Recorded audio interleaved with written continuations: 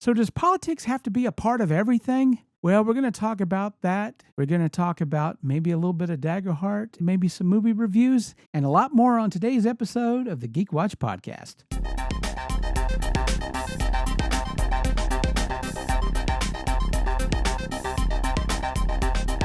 This is the Geek Watch Podcast with Brian Hatcher and Mandy Petrie.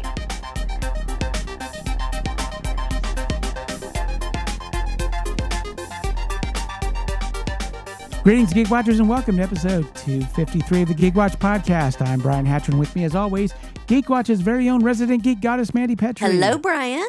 Let me start out with a movie review. I'll get done with this really quickly because I don't know if I can really add a lot more to it than what's already been said. But I did go to see Him, which is a football movie that has Marlon Wayans in it. I don't even know of this movie. Yeah, well, here's the thing about it. Him? Yes. Okay. It's about a young, hopeful draft choice who is going into the NFL and decides that he is going to study under the tutelage of Marlon Wayans, who is the quarterback, considered like a Tom Brady type. He's a multiple championship winner. And this young fellow decides that studying under him and learning from him is going to help him get to the next level and start out his career correctly. And horrible things happen. Oh, break his neck or something. Or... Oh, no, this is a horror movie. So it's a whole heck of a lot worse. Okay. And I went to see it because the way it was marketed as a Jordan Peele film, which it's not. Jordan Peele produced it, but he didn't write it. He didn't direct it. But you couldn't tell that by looking at any of the advertising. Okay, but it is a horror film. It's very much a horror film. Okay, but we're not getting No. Nope and Get Out. Well, here's the thing. I don't know if I can add a lot more to the review than others have, but I've heard rumors of a lot of studio interference in this movie. I cannot say that's the case. I don't know if that's true. It seemed to be going somewhere with the story. It seemed like it had a nice moral lesson that you have seen in a lot of the Jordan See, Peele. like you describing it, I mean, if this was like The Substance, like young versus older football player, and that was the type of story we got, that sounds kind of interesting. Is that not what we got? Well, I have to say that watching the movie, the first part of it, I was really invested in. Once I started to watch it, seeing credits and all that, I realized that Jordan Peele didn't direct it, didn't write it. He was just an executive producer. Oh. But there is definitely a theme of how professional sports chew up their own, especially if you're black. And sacrifice yourself for the greater good.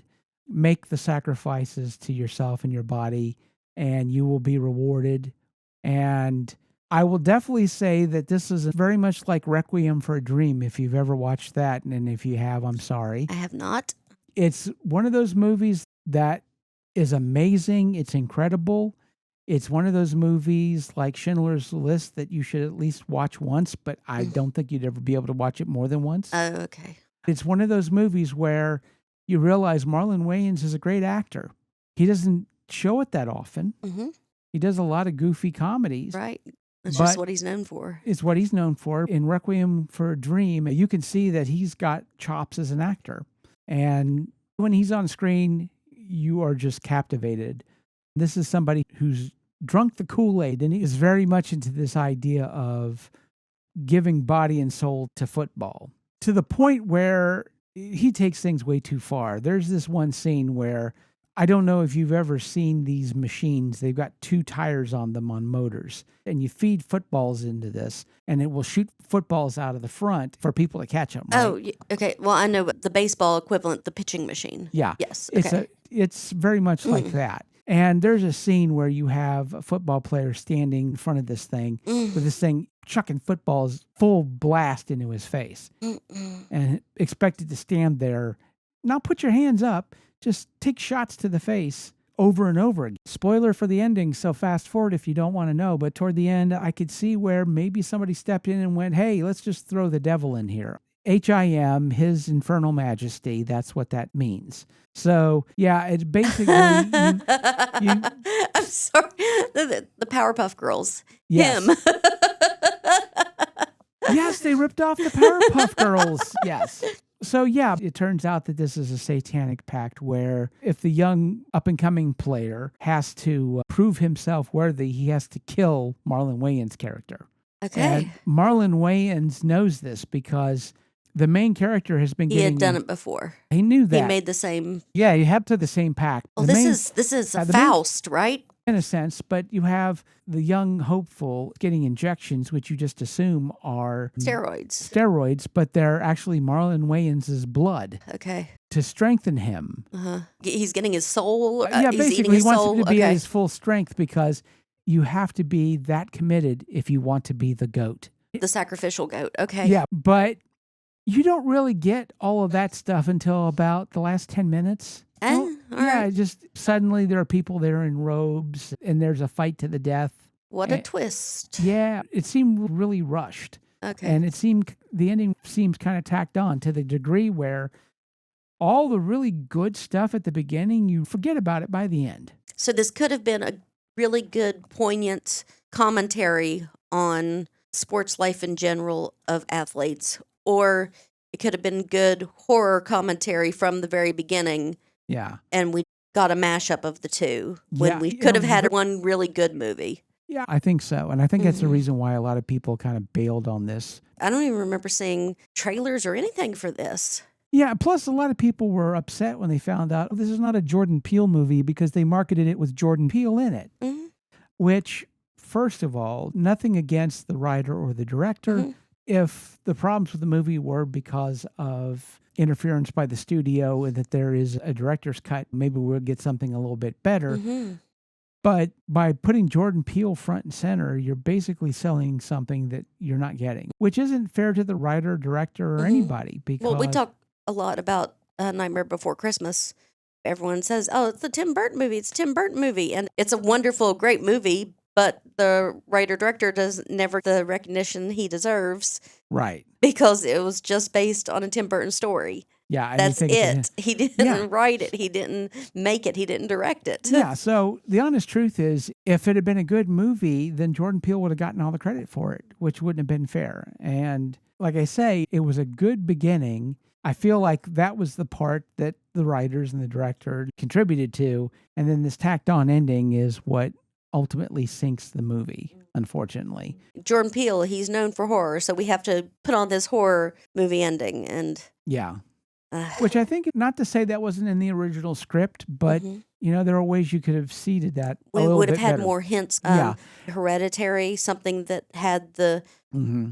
You saw hints about this the twist going all the way up into it. They were talking about the grandmother being a part of this group and how she only wanted to feed the daughter and all these kind of hints at it. Yes. So they didn't plant the seeds. Yeah. Maybe in the original screenplay, what they intended to do was they were making this more of a metaphor of selling your soul to the devil.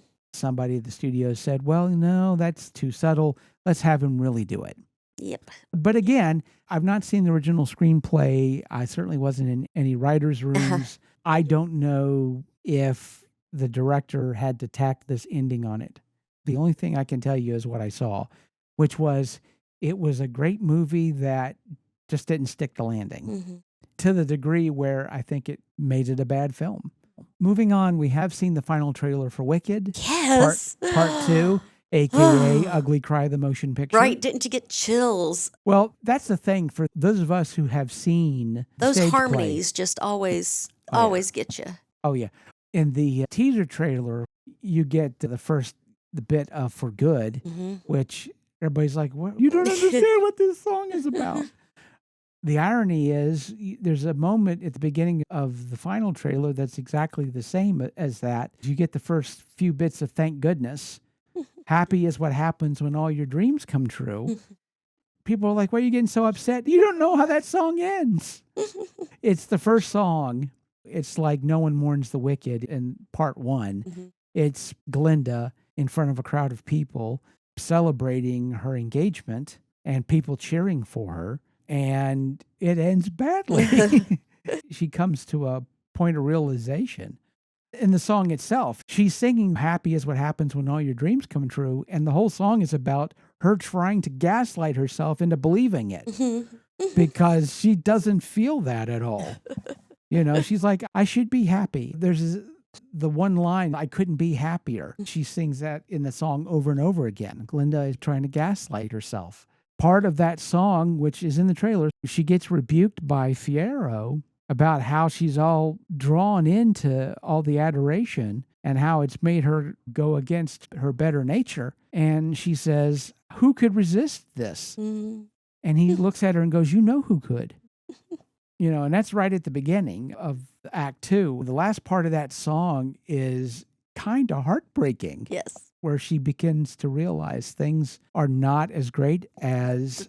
Pay no attention. Yeah, Don't exactly. look behind the curtain. So she's in that moment where she realizes getting what you want is a little bit complicated. But at the end, she manages to once again gaslight herself and just forget about all the stuff she's thinking in her head and allow the crowd to sweep her away and just be happy, but Get not addicted really. to it. Yes. Yeah, and that's the first 10 minutes of Act 2 and probably like the first 10 minutes of the movie. And that's the happiest that whole movie is going to be. Oh, yeah. There's no one will ever be happy again. Yeah, I mean, no good deed goes unpunished. You have all the other stuff that happens and stuff you've seen in the trailer. We won't talk about it in case I don't really want to go into spoilers. But this trailer shows a lot more about what's going to happen in the movie, which honestly, if you've seen The Wizard of Oz, You see Dorothy and you see the wizard sending them to get the broomstick and you see the Tin Man and you see the lion and you see monkeys in cages. And there's some things that you do see in the trailer that are not in the musical, which we know they've added to it because obviously if we get another 2-hour movie, the second act in the actual musical runs less time than the first act, and the first and second act together run less time than the first movie. Right. So there have been things that have been added. They were adding a whole song. So. Yeah, I think they're adding 2 songs. Oh, 2 songs. Okay. I think it's actually 2 songs. Excellent. And so the whole scene that starts the beginning of the teaser trailer, that's all new, which I thought might be a replacement for another scene. When I saw the final trailer, they put that scene in there. Okay.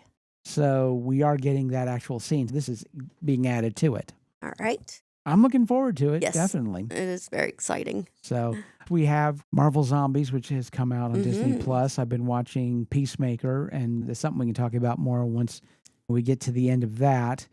Definitely exciting stuff. I did want to talk a little bit about the course of this podcast and maybe reaffirm what this podcast is about. I know everybody is well aware of the Jimmy Kimmel situation and how it developed. And there was, for a while, this big issue about people canceling their Disney Plus accounts because of what happened. And this is something we've been talking about, how politics is seeped into all our cool stuff. It seems like more and more we're getting to a place where politics is now an everyday thing. You wind up having to think about it every day, talk about it every day. This whole thing has personally affected a good friend of mine in a very negative way. It's getting crazier and crazier. And I would never want to turn this podcast into a political podcast. I think politics are important, regardless of what you believe in, whatever side of the aisle you're on. There are geeks on both sides of the aisle for sure. But there was a time when we could all enjoy our nerdy stuff together, and it wasn't about all this other stuff. I say all that because a lot of politics has inundated itself into this podcast. I feel like nerdy stuff should be our refuge. It should be our good place. It should be our comfortable place for us to enjoy company, enjoy things that we like without having to deal with the ugliness that's out there constantly. And I hope that it gets to be that place again. I hope that we get to a point where politics doesn't weigh into everything, and liking a certain geeky thing isn't making a political statement. Again, politics are important. I believe in advocacy. I believe in people having the right to say what's on their minds, but I also feel like we all need a break. I certainly wouldn't drag you all the way over here to talk politics and get all depressed. There's a lot of good things in geek culture, and I feel that's where we need to concentrate. I want to make a concerted effort, not because we need to stick our head in the sand and ignore what's going on in the world, but if for the 30 minutes that we're here talking about geeky stuff, maybe we can carve out 30 minutes in our day where instead of thinking about all the horrible stuff, we can think about some really fun stuff that we're into. We can think about the games that we like, whether it's digital games or tabletop games, which we've started talking about more. And I'd love to talk about Daggerheart a little bit more. We've played some Daggerheart. Yes, we have. We can definitely talk about that more. Right. I'd rather do that more than I would want to turn this into a political Absolutely. podcast. Because I don't see how politics has made geek culture better. I only see that it's made things worse. And the more we can separate geek culture and politics, I think the better off ultimately we're going to be.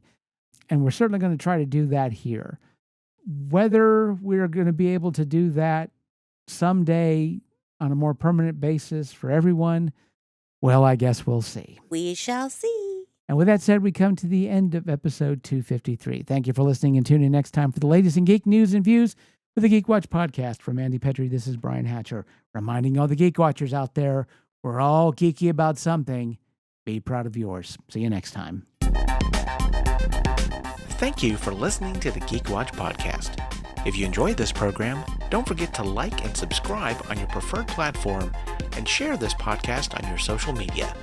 For links to all the ways you can listen to the Geek Watch podcast, as well as leave comments and suggestions, visit our website at geekwatch.net. The Geek Watch podcast is a Hanging J production.